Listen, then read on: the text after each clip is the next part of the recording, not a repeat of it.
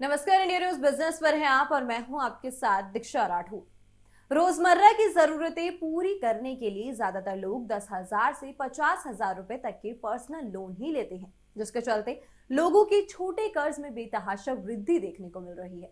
यही वजह है कि 10,000 से 50,000 रुपए तक की पर्सनल लोन में 48% की तेजी दर्ज की गई है, वो भी तब जब बैंकों की कुल उधारी 15% से कम है।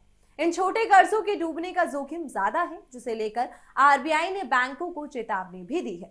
कम इनकम वाले ग्राहक छोटे कर्ज ज्यादा ले रहे हैं। इन कर्जों की अवधि 3 से 4 महीने की होती है। ऐसे में आरबीआई ने उधारी में वृद्धि के बाद कर्जदाताओं से छोटे पर्सनल लोन पर सख्ती बरतने की सलाह दी है। केंद्रीय बैंक की चेतावनी के बाद जोखिम से बचने के लिए बैंक और वित्तीय संस्थान कड़े कदम उठा रहे हैं। इससे कर्ज वसूली की रफ्तार तेज हो गई है। बैंकिंग सेक्टर में बुरे फंसे कर्ज यानी एनपीए 1 दशक के निचले स्तर पर आ गया है।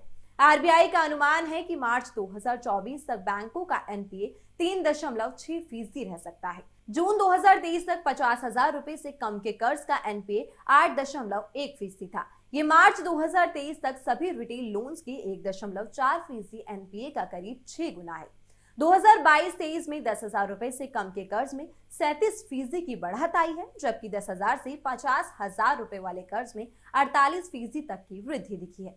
वॉल्यूम के बेसिस पर पिछले 12 महीनों में 10,000 रुपए से कम के 38% कर्ज के मामले देश के शीर्ष 100 शहरों के बाहर थे। वहीं एनबीएफसी और डिजिटल प्लेटफॉर्म ज्यादा कर्ज दे रहे हैं। जी हां, बजाज फाइनेंस के सीईओ ने फाइनेंशियल रिजल्ट जारी होने के बाद कहा कि छोटे कर्ज जो कम अवधि के हैं उनमें काफी तेज वृद्धि देखने को मिल रही है।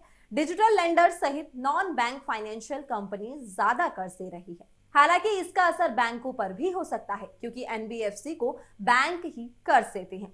साथ ही आपको बता दें कि तेजी से हो रही वसूली के प्रयास में कुछ ऐसे मामले भी हैं जहां तेजी से वसूली के प्रयास हो रहे हैं। एग्जाम्पल के तौर पर देखें तो मुंबई के इस्लाम सैयद ने मोबाइल खरीदने के लिए 5,000 रुपए का पर्सनल लोन लिया था। वो कर्ज वापस नहीं कर पाए। इसके बाद 3 एजेंट उनके घर पहुंच गए। सैयद ने कहा कि इतने छोटे कर्ज के लिए 3 एजेंट्स का घर पर धमकना शॉकिंग है।